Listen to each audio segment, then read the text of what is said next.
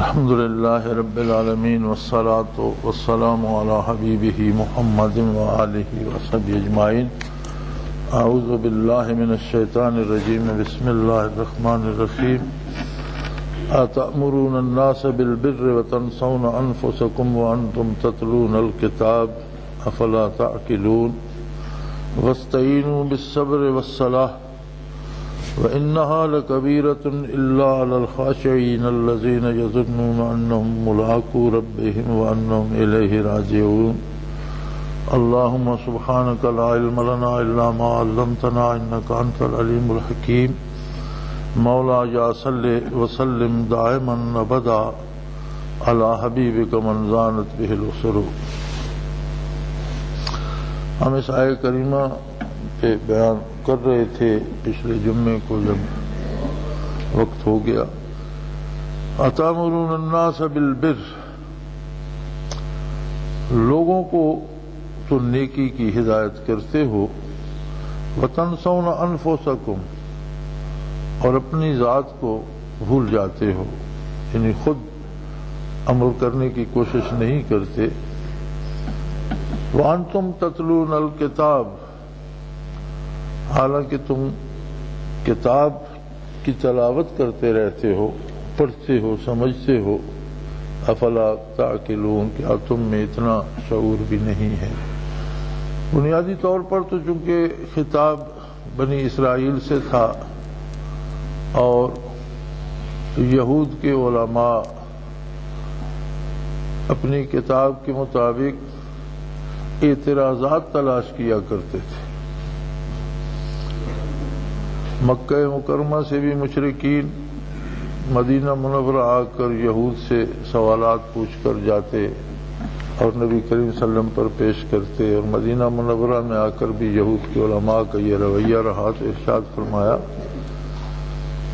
کہ جب لوگوں سے بات کرتے ہو تو نیکی کی، بھلائی کی، اچھائی کی بات کرتے ہو، اور جب اپنے عمل کی باری آتی ہے تو خود ایمان تک نہیں لا رہے ہو، حالانکہ تم کتاب میں یہ بات واضح طور پر پڑھتے ہو. اور پہلی کتابوں میں حضور اکرم صلی اللہ علیہ وآلہ وسلم کی بعثت کی خبر ہی نہیں دی گئی، بلکہ حکم دیا گیا ہے کہ جب آپ مبعوث ہوں گے تو آپ پر ایمان لائیں اور آپ کی مدد کریں، آپ سے تعاون کریں، آپ کا اتباع کریں. تو یہ باتیں تم کتاب میں پڑھتے بھی ہو، پھر تمہاری عقل کو کیا ہو گیا ہے؟ عمومی طور پر اس آیہ کریمہ کے حکم میں ہم سب آ جاتے ہیں. اور آپ دیکھ لیجئے، آج جب ہم کہتے ہیں کہ بہت زیادہ برائی ہے تو اس کا ایک بہت بڑا سبب یہ ہے کہ ہر بندہ دوسرے کو نصیحت کرتا ہے، خود عمل نہیں کرتا. آپ عمومی سطح پر اگر دیکھیں گے تو ہر بندہ اپنے کردار کی فکر سے آزاد ہو کر جہاں اس کی پہنچ نہیں ہے وہاں کے مشورے بھی دے رہا ہوگا. گاؤں میں ایک شخص جمعہ پڑھا رہا ہے تو تنقید حکمران پر کر رہا ہوگا، حالانکہ اس کی بات نہ وہاں پہنچے گی نہ اس کا کوئی اثر ہے. لیکن جب اپنی باری آئے گی تو خود عمل نہیں کرے گا. جانتے بوجھتے بعض لوگ آپ کسی مسئلے کو، ایسا عجیب عالم ہے کہ کسی مسئلے کو مختلف لوگوں کے پاس لکھ کر بھیج دیں، سب کے الگ الگ جواب آئیں گے. پھر آج فتوے خریدے اور بیچے جا رہے ہیں. تو یہ ساری باتیں اس وعید کی زد میں آتی ہیں. اور اگر حق پر رہنا مشکل لگتا ہے یا حق کو قبول کرنا مشکل لگتا ہے یا حق پر استقامت اور عمل کرنا مشکل لگتا ہے تو اس کا نسخہ بھی ارشاد فرمایا وَاسْتَعِينُوا بِالصَّبْرِ وَالصَّلَاةِ. دو چیزیں ایسی ہیں جو حق پر رہنے کی توفیق عطا کرتی ہیں، استقامت عطا کرتی ہیں، ہمت دیتی ہیں، حوصلہ دیتی ہیں، سب سے پہلی بات یہ ہے کہ صبر سے مدد لو۔ صبر کا معنی عربی میں لغت میں ہوتا ہے کسی چیز کو روک لینا، جیسے گھوڑے کی باگ کھینچ کر روک لیا جاتا ہے، کسی چیز کو روک لینا۔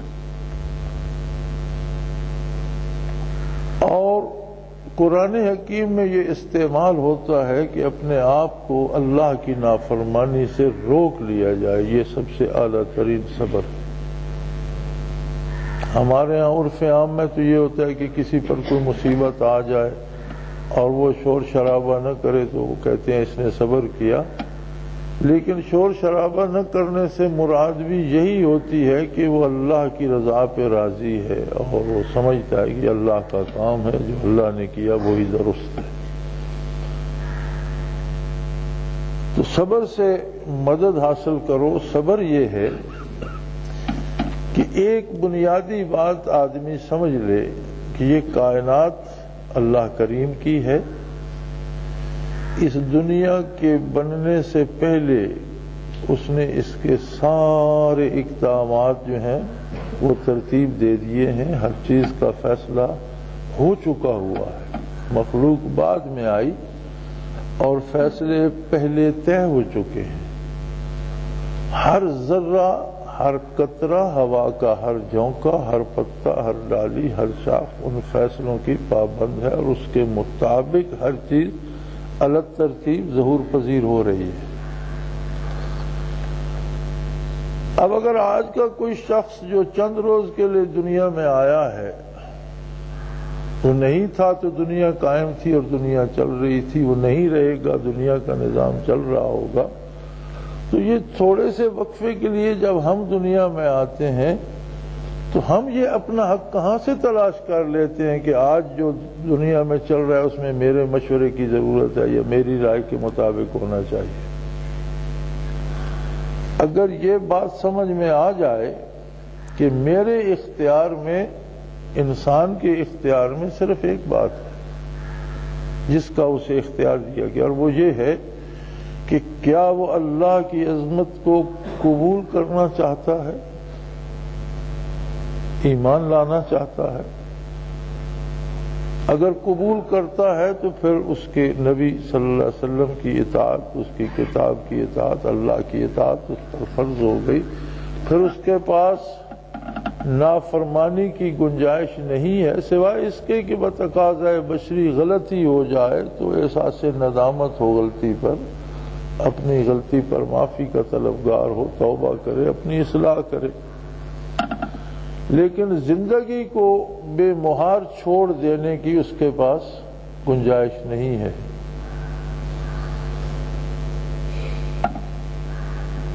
اور اگر اسے یہ بات سمجھ آ جائے تو اسے صبر آ جاتا ہے کہ میں خواہ تڑپ رہا ہوں، جو ہو رہا ہے اور جو اللہ کریم کر رہا ہے وہ بہتر فیصلہ ہے۔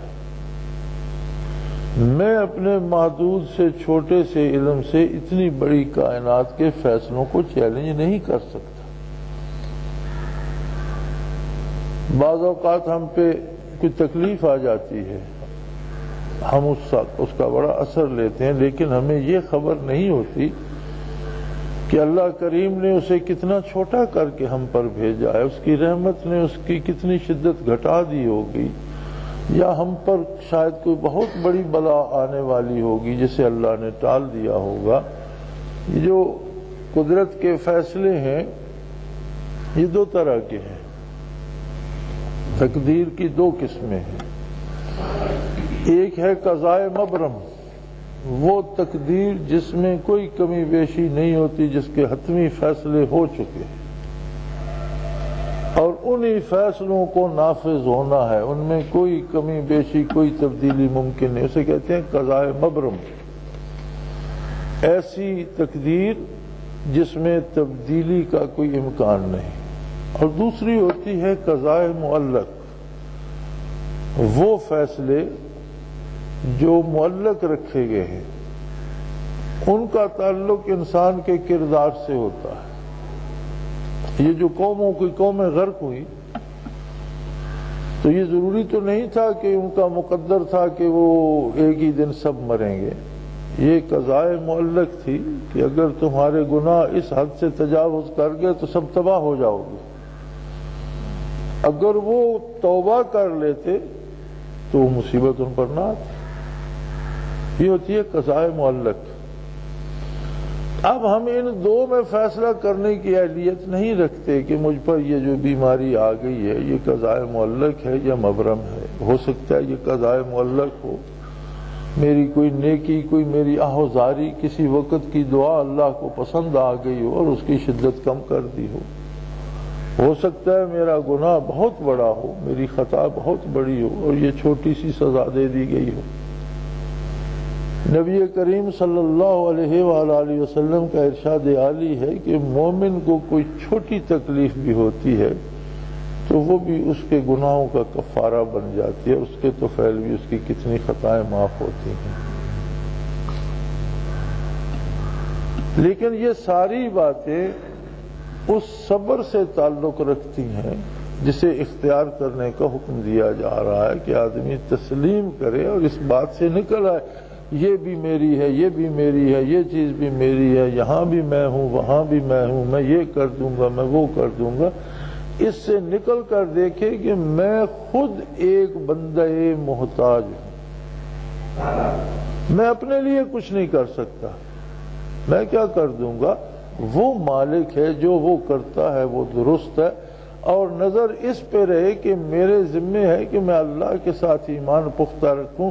کیا میرا ایمان و یقین درست ہے؟ میرا معاملہ میرے پروردگار کے ساتھ درست ہے؟ تو پھر یہ ہمت بھی نصیب ہو جاتی ہے کہ حالات کا بوجھ نہیں پڑتا۔ دوسری تجویز یہ دی والصلاح، اللہ کی عبادت۔ ایک یہ یقین کر لو کہ جو کرتا ہے وہ اللہ کریم کرتا ہے اور مجھے صبر و رضا کا راستہ اختیار کرنا چاہیے، پھر اللہ کی عبادت کو شعار بنا لو۔ عبادت میں صرف فرائض نہیں ہیں، فرائض تو وہ عبادتیں ہیں جو ضروری ہیں، جن سے چھٹکارا ممکن نہیں، جو ذمہ داری ہے ہماری۔ انسان کا سارا عمل یا اللہ کی اطاعت ہوتا ہے یا نافرمانی ہوتا ہے۔ دن بھر ہم جو کام کرتے ہیں، جو بات کرتے ہیں، جو کماتے ہیں، جو خرچ کرتے ہیں، کسی سے ملتے ہیں، کسی سے اچھا کرتے ہیں، کسی سے برائی کرتے ہیں، تو یہ سارا کچھ جو ہے یا اللہ کی اطاعت ہے یا اس کی اطاعت کے حدود سے متجاوز ہو کر نافرمانی میں داخل ہوتا ہے۔ تو جو کچھ اطاعت میں آتا ہے وہ عبادت ہے۔ یعنی حکم یہ دیا جا رہا ہے کہ اپنے کردار کو احکام الہی کے مطابق کرنے کی بھرپور کوشش کرو۔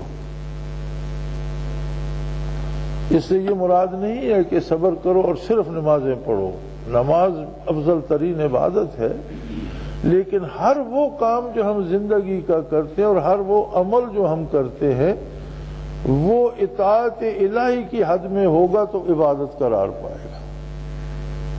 اس لیے فرمایا صبر کرو، یہ سمجھ لو اپنی حیثیت کو اور اللہ کی عظمت کو دیکھ کر صبر اور شکر اختیار کرو اور اپنے کردار کو عبادت کے سانچے میں ڈھال لو۔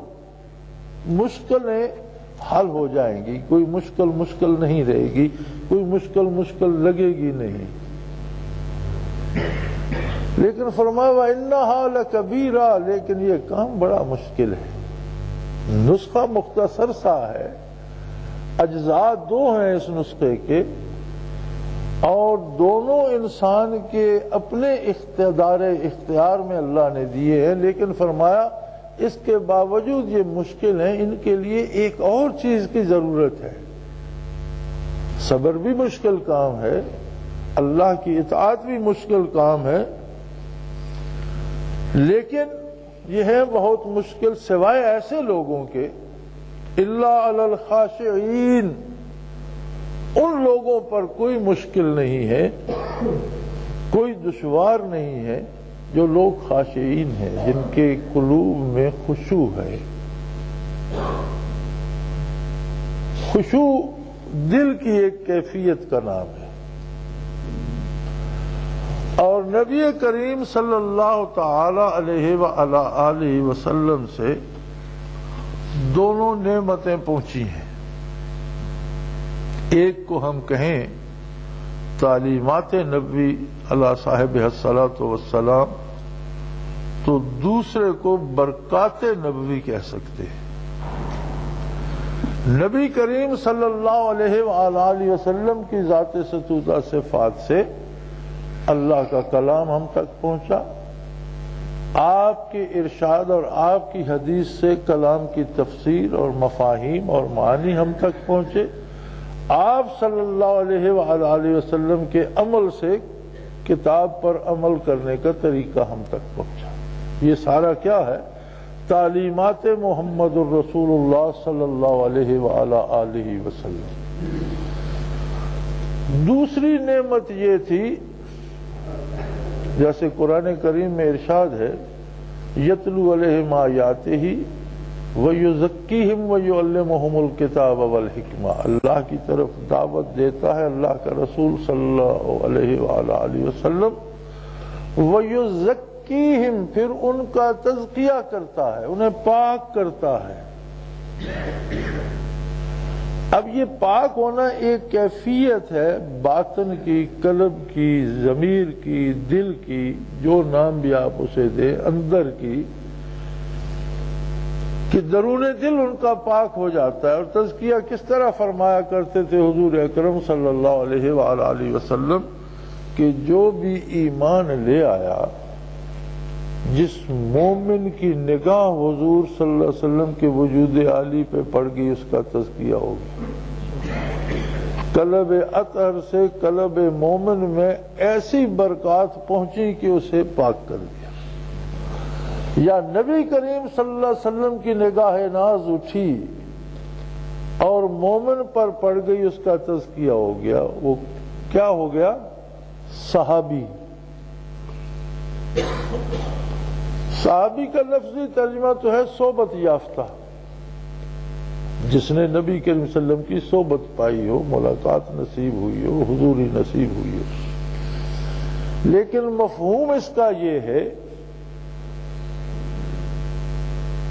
کہ انسانوں میں سے اکمل ترین، اعلیٰ ترین، ایمان میں، اخلاص میں، عمل میں، دیانت میں، امانت میں، علم میں، ہر شعبے میں روئے زمین کے انسانوں سے افضل ترین اور انتہائی بلند مقامات پر پہنچا ہوا، کہ صحابہ کے بعد تب سے اب تک اور اب سے قیامت تک آنے والی ساری مخلوق اگر جمع کی جائے تو بھی صحابی کی گرد پاک کو نہیں پہنچتی۔ ہم دیکھتے ہیں کہیں اللہ کا کوئی ولی کامل گزرتا ہے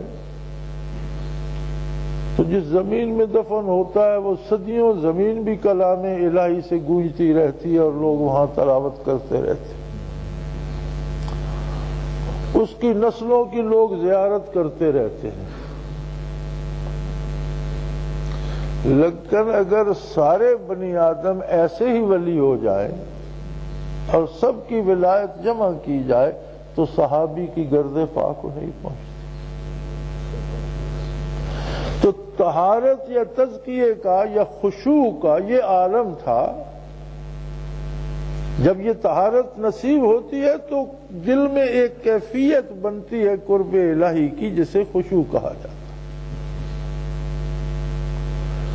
تو فرمایا جسے خشوع نصیب ہو جائے اس کے لیے نہ صبر مشکل رہتا ہے اور نہ اللہ کی اطاعت مشکل رہتی ہے، لیکن یہ خشوع بھی اور کہیں سے نہیں آئے گا، جہاں سے اللہ کی بات ہم تک پہنچی ہے وہیں سے خشوع قلب بھی ہم تک پہنچے گا، اور یہ صرف ایک ہستی ہے، محمد الرسول اللہ صلی اللہ علیہ وآلہ وسلم۔ اب صحابہ کرام کی یہ عظمت کہ جو بندہ مومن بھی کسی صحابی کی خدمت میں پہنچا تو تابعی ہو گیا، ایک الگ طبقہ بن گیا تابعین کا کہ کوئی غیر تابعی ان کا مقابلہ نہیں کر سکتا۔ تابعین کی خدمت میں جو پہنچا وہ تبع تابعی ہو گیا، تبع تابعین کا بھی ایک الگ طبقہ بن گیا کہ نبی علیہ الصلوۃ والسلام نے فرمایا تھا خیر القرون قرنی ثم الذین یلونہم ثم الذین یلونہم، یہ تین زمانے جو ہیں فرمایا سب سے جو گزر چکے ہیں زمانے ان سے بھی جو آنے والے ہیں ان سے بھی یہ تین زمانے افضل ترین ہیں۔ ایک فرمایا میرا زمانہ، پھر میرے سے قریب زمانہ، پھر اس سے قریب زمانہ۔ تو یہ تین طبقے صحابہ حضور کے زمانے میں تھے صلی اللہ علیہ وسلم، بعد میں زمانہ صحابہ اور تابعین کا تھا، اور اس کے بعد تابعین اور تبع تابعین کا۔ ان تین زمانوں کو خیر القرون کہتے ہیں، تین بہترین زمانے۔ نبی علیہ الصلوۃ والسلام نے جب دنیا سے پردہ فرمایا پھر کوئی صحابی نہ بن سکا، پھر جو صحابہ کے در عالی پہ پہنچے تابعی بنے۔ جب صحابہ دنیا سے رخصت ہوئے پھر کوئی تابعی نہ بن سکا، تابعین کی بارگاہ میں جو پہنچے وہ تبع تابعی بنے۔ اور جب تبع تابعین کا عہد ختم ہوا پھر کوئی ایسا پیدا نہ ہو سکا جو ہر آنے والے کو چند لمحوں میں کیفیات سے سرشار کر دیتا۔ پھر تبع تابعین کی خدمت سے اکابر اولیاء اللہ نے خدمت میں رہ کر مجاہدے کر کے محنتیں کر کے ذکر اذکار کر کے وہ کیفیات اپنے قلوب میں انڈیلیں اور دلوں کو منور کیا۔ اب وہ لوگ دوسروں کی رہنمائی کا سبب بنے اور نیکی کے پھیلانے کا سبب بنے۔ پھر اسی طرح ان کی خدمت میں کچھ لوگ پہنچے، برکات محمد الرسول اللہ صلی اللہ علیہ وسلم کی تھی، صحابہ کو نصیب ہوئی، صحابہ سے تابعین کو، تابعین سے تبع تابعین کو، اور اس سے آگے اللہ کے نیک بندوں کو، اہل اللہ کو، اولیاء اللہ کو۔ اسی لیے جس طرح حدیث کی روایت ہوتی ہے اسی طرح سلاسل اولیاء اللہ کے شجرے ہیں کہ کس نے کس سے برکات حاصل کی، اس نے کس سے کی، اس نے کس سے کی، سارے بالآخر آقا نامدار صلی اللہ علیہ وسلم کی ذات گرامی پہ پہنچتے ہیں۔ اور یہ جو پیری مریدی کا سلسلہ مسلمانوں میں چل رہا ہے اس کی بنیاد یہی ہے کہ پیر وہ شخص ہو جس نے وہ برکات کسی اللہ کے بندے سے حاصل کی ہوں، برکات محمد الرسول اللہ سے اس کا سینہ منور ہو، اور مرید اس کے پاس جائے اپنے سینے کو روشن کرنے کے لیے اور خشوع قلب حاصل کرنے کے لیے۔ اب اس کو جو ہم نے بدل دیا ہے کہ پیر کے پاس جاؤ مرض ٹھیک ہو جائے گا، پیر کے پاس جاؤ ملازمت مل جائے گی، پیر کے پاس جاؤ اولاد مل جائے گی، میاں یہ سارے کام تو اللہ کریم کے کرنے کے، اور وہ کر رہا ہے۔ جو پیروں کو نہیں مانتے ان کو بھی صحت سے بھی نواز رکھا ہے، اولاد بھی دے رکھی ہے، مال بھی دے رکھے ہیں۔ جو خود نبی کریم صلی اللہ علیہ وسلم پر ایمان نہیں رکھتے ان کو بھی دنیا کی نعمتیں دے رکھی ہیں، اور جو خود اس کی ذات کو نہیں مانتے ان کو بھی دے رکھی ہیں۔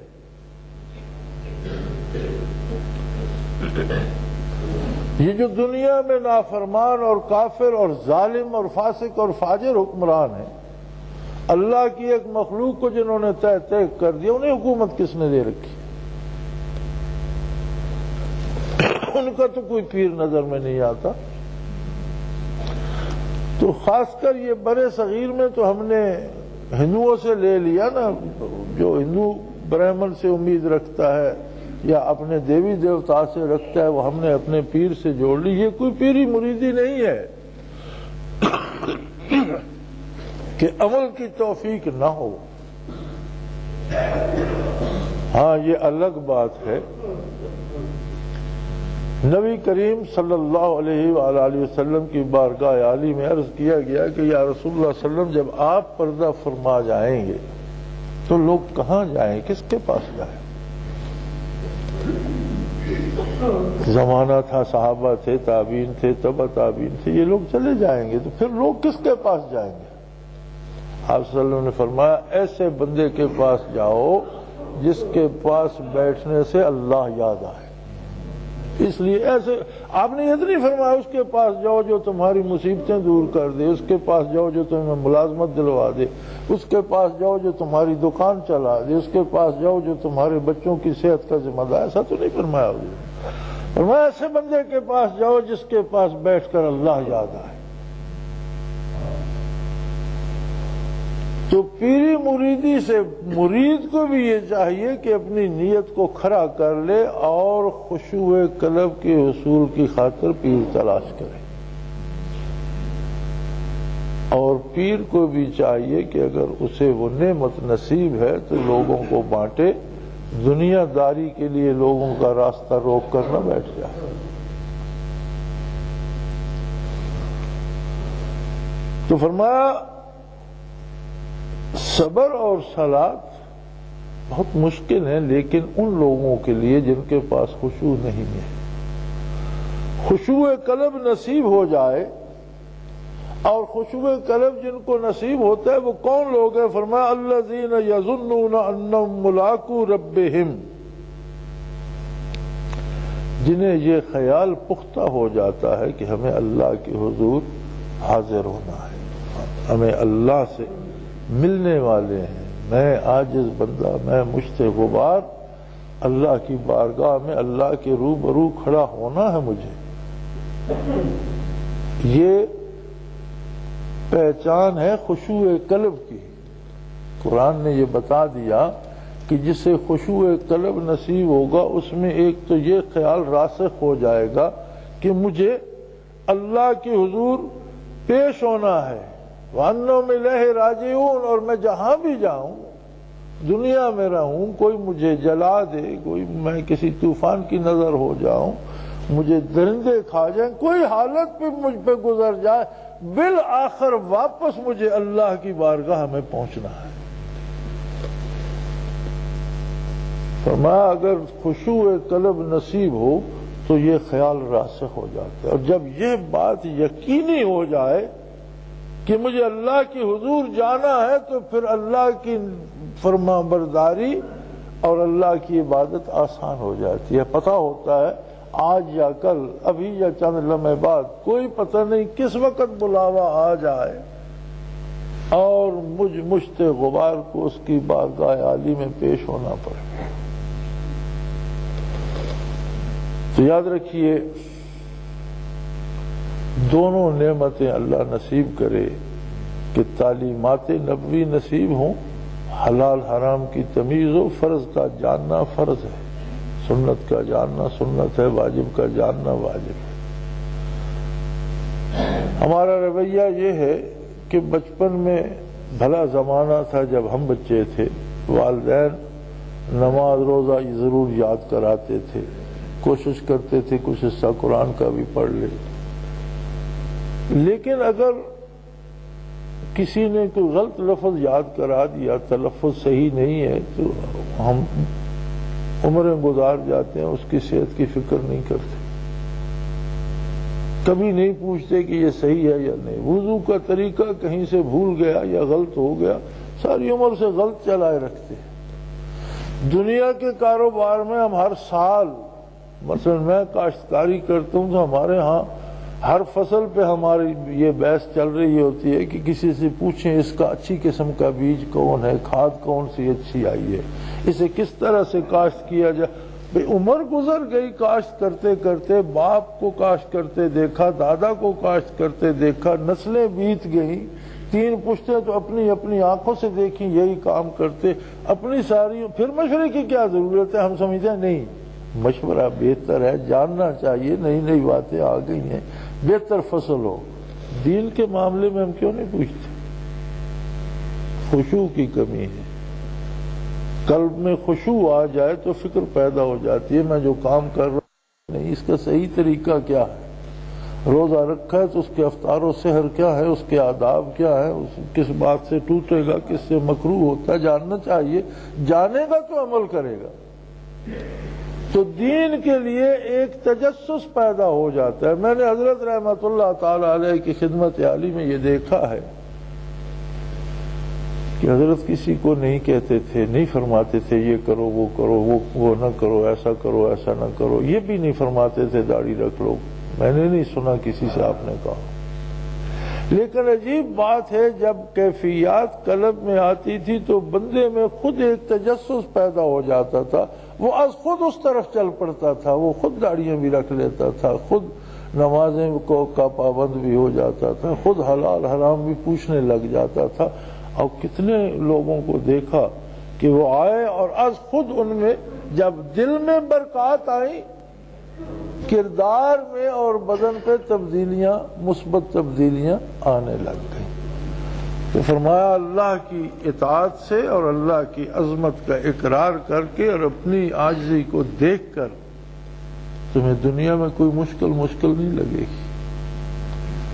ہاں، خود کو عاجز اور اس کو قادر ماننا اور اس کے ہر حکم کی تعمیل کے لیے کمر بستہ ہو جانا یہ مشکل لگے گا، جب تک برکات محمد رسول اللہ سے دل روشن نہیں ہوگا، خشوع نہیں آئے گا تو، اور اگر خشوع نصیب ہو گیا تو پھر یہ مشکل نہیں رہے گا، اور یہ نصیب ہو گیا تو دنیا میں کوئی مشکل نہیں رہے گی۔ ہر حال میں مطمئن رہو گے، اطمینان قلب تمہارا مقدر بن جائے گا اگر یہ نسخہ اپنا لیا جائے۔ اللہ کریم ہماری لفظوں کو معاف فرمائے اور ہمیں تعلیمات نبوی اور برکات نبوی دونوں سے مستفید فرمائے۔ وآخر دعوانا الحمدللہ۔